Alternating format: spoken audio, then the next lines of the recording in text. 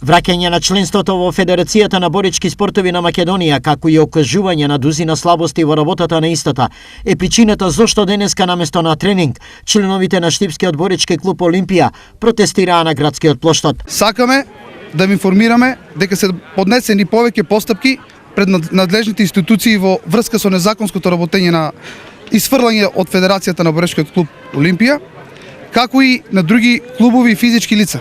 Целиот случај со Олимпија е буквално наместен и е без почитување на материјалното и процесно право, тврди екс-селекторот на македонската боречка репрезентација Страшо Глигоров. Прво, Боречката федерација на Република Северна Македонија удржувала надпревари без донесен правилник за организација на надпревари во слободен стил, женско борење и грчкомски стил. Во суштина, Боречката федерација не смела да организира ниту надпревари. Во моментот, можем да кажеме и еден израз, во една мучуришна фаза ситуација, значи механизмите, па и дури државните механизми не постапувале по закон.